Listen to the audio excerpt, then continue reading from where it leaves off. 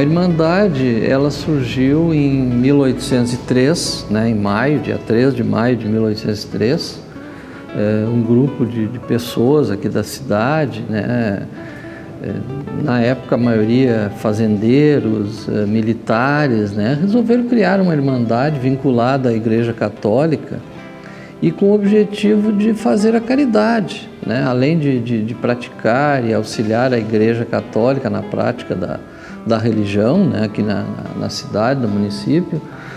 O objetivo maior é fazer caridade, né, atender as pessoas mais necessitadas, né, que na época não havia essa série de programas, né? Aliás, não existia nenhum programa social, né, de parte do governo. A Igreja dos Passos, ela foi construída nesse local onde ela está hoje, né? E ali era um antigo potreiro que foi doado por um membro da Irmandade dos Passos para ser então erguida a capela, a igreja. E isso levou alguns anos, não é uma coisa assim tão rápida, né? E ela levou alguns anos. Então se nota no estilo dessa construção que ela é uma construção mais enxuta, comparando com a construção da matriz, por exemplo.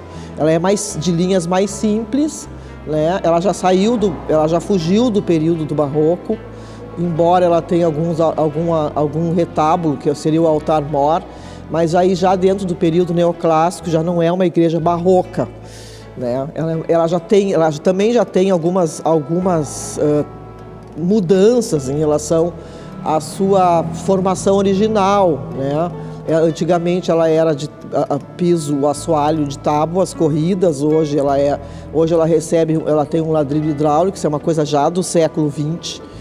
Então, ela é uma igreja, então, como eu disse, bem mais moderna e retrata essa modernidade da época em relação à sua igreja-mãe, que é a Igreja Matriz. Então, pessoal, a igreja do Nosso Senhor Bom Jesus dos Passos, ela é uma grande referência para nós aqui na cidade. Além de ela estar na antiga Rua Barão de Santo Ângelo, que hoje é denominada, né, General André de Neves, a Igreja dos Passos, ela começou a ser construída a partir da mobilização da congregação, da Irmandade, melhor dizendo, do Nosso Senhor Bom Jesus dos Passos. A nossa Irmandade aqui de Rio Pardo, ela é a segunda Irmandade do Brasil, do Nosso Senhor Bom Jesus dos Passos. A mais antiga fica sediada em Florianópolis, né?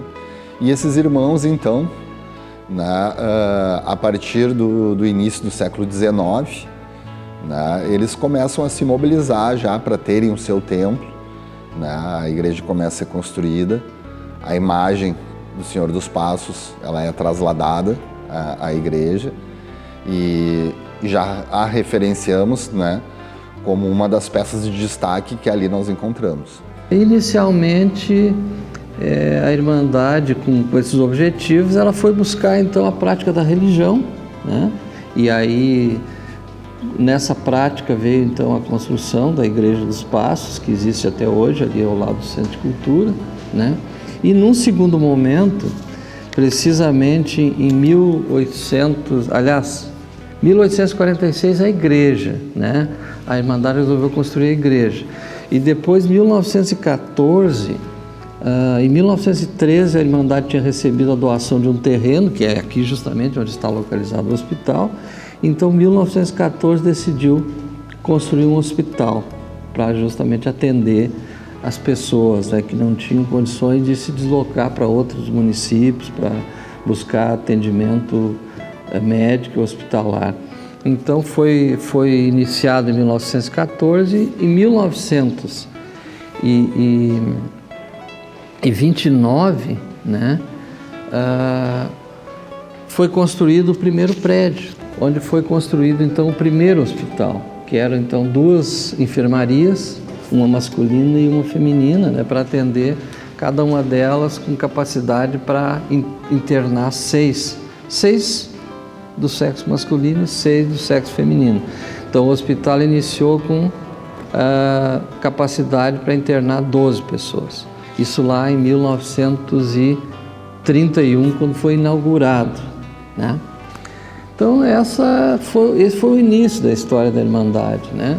A igreja, para ser requintada ou para se sentir e se tornar importante, ela tinha os seus retábulos mais trabalhados, dourados, né? Pintado com ouro e tal. E a Igreja dos Passos também tem os seus retábulos mais simples, né? E essa simplicidade a que eu me refiro talvez não seja no sentido de poderio social e econômico, mas sim já como reflexo do período em que ela foi feita, né? Já com uma feição mais neoclássica, menos elaborada, menos barroca, digamos assim, né? Então é isso aí. Então a Igreja dos Passos, ela é quando a gente entra nela, a gente sente que ela tem que ela já é uma igreja mais moderna, mas também a gente sente que ela carrega muita história, né? Nos seus detalhes. Ela tem, por exemplo, um painel ali na entrada, que a gente chama que dentro da linguagem da arte sacra é chamado de guarda-respeito, que é aquele painel que tem na entrada, quando você entra na igreja. Esse guarda-respeito, como a igreja matriz também tem, né? Esse guarda-respeito, ele não ocorreu desde o início da vida dessas igrejas. Ele veio mais tarde, porque foi uma exigência de um determinado papa que achava que o ambiente sacro ele deveria ter um resguardo, né? Porque ali está o Santíssimo Sacramento e tal. Então as igrejas tiveram que construir esse anteparo na frente da porta da entrada. E elas têm, a Igreja Matriz tem, e a Igreja dos Passos tem um que é lindíssimo, né? É lindo. E a gente sabe que ela foi feita por um artífice marceneiro daqui da cidade, né? Então é uma coisa bem interessante, eu não me canso de admirar aquela obra de arte que tem ali dentro. E ela é do século XX já. O Patrício de Câmara também, que foi um personagem, né, de extrema relevância na história do Rio Grande do Sul, né, os túmulos que nós temos nos fundos da Igreja dos Passos. A Igreja dos Passos, ela se mescla também um pouco com o atual Centro Regional de Cultura, esse local que nós estamos agora, né, porque com a vinda do Dom Pedro II, ao final da Revolução Farroupilha, em 1846, ele começa, né, a passar algumas iniciativas que eles gostariam que fosse feita. E aí, com a ideia que nós já abordamos aqui, esse espaço seria para ser uma casa de caridade, um templo religioso ao lado, né? A casa de caridade não se firmou devido aos baixos, né, a precariedade econômica que o Estado se encontrou depois de 10 anos de luta, né? Se tornando posteriormente academia, né, escola militar. Mas a Igreja Senhor dos Passos, então, ela se tornou um símbolo da Irmandade, ela veio ser erguida, né? E ela está junto com a Igreja São Francisco de Assis e com a Igreja da Matriz, como as igrejas referenciais que nós temos no centro histórico da cidade, né? Nós temos na lateral da igreja, então, o túmulo do Patrício, né, Correia de Câmara, e atrás da igreja, dentre outros, né, a família Mena Barreto, né? Então são pessoas que tiveram uma história, marcaram, né, a sua época e estão, por isso, né, enterrados ou na lateral da igreja ou nos fundos, né? A Irmandade, antes disso, ela já tinha tentado, né, criar um hospital, construindo uma casa de caridade, né, que foi o início dessa obra que nós temos aqui no centro hoje, que é o Centro Regional de Cultura, que a construção original foi feita pela Irmandade. 1800, deixa eu me lembrar bem o ano, foi 1846. A Irmandade iniciou a construir aquele prédio que nós temos ali hoje, onde é o Centro Regional de Cultura, para ser justamente uma casa de saúde, né? Só que depois, várias crises, né? Faltou dinheiro para a Irmandade equipar a casa de saúde, né? Então, a Irmandade vendeu esse prédio para o governo federal e recebeu recursos, né, para iniciar a construção do hospital, esse aqui que nós temos hoje, esse prédio antigo. E a Irmandade continuou buscando resolver a questão da saúde e veio então no início do século XX a construir o hospital aqui onde nós estamos hoje. O prédio antigo ali para 12 internos, né? Depois construiu esse prédio, essa parte onde nós estamos, e em 1974 construiu então aquela ala nova que nós temos ali, que hoje onde funciona ali a emergência, né?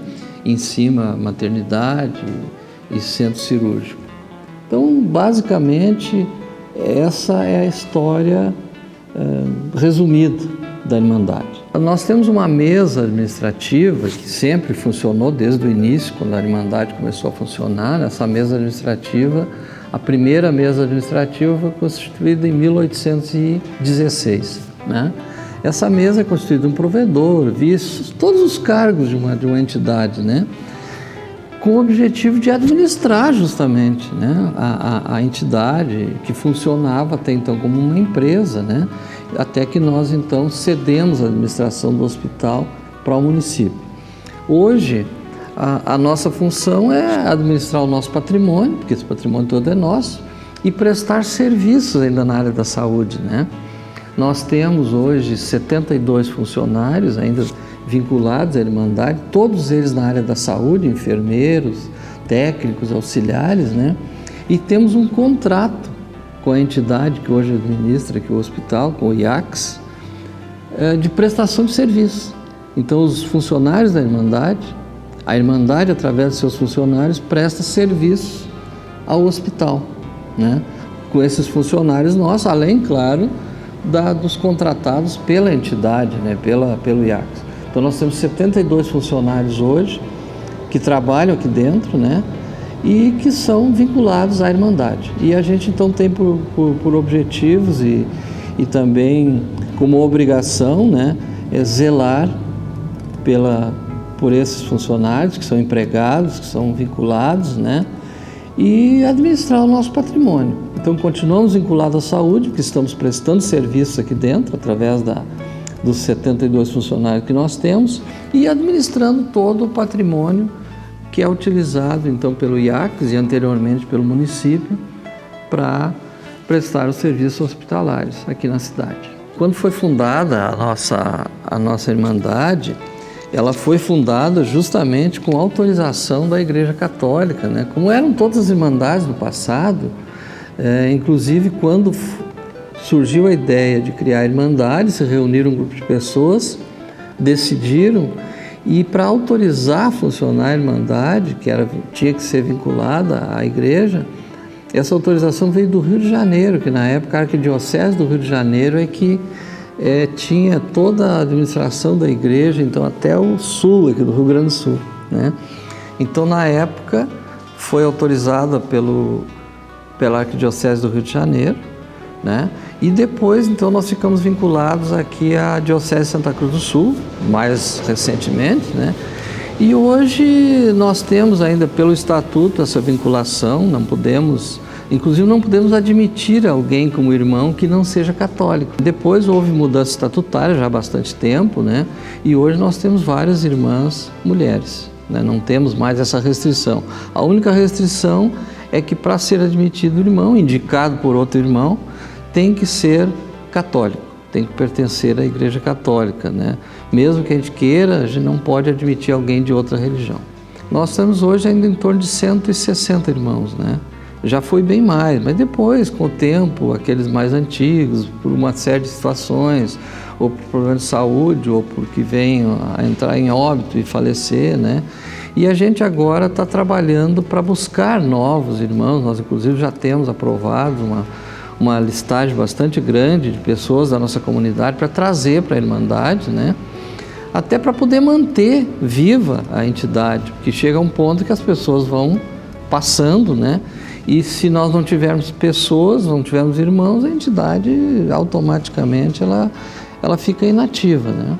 Hoje no Brasil, a notícia que nós temos que tem 3 irmandades ainda tipo a nossa e com as finalidades semelhantes. Tem uma na Bahia, que eu até conheci lá a sede, alguns anos atrás, lá em Salvador, e outra no Rio de Janeiro.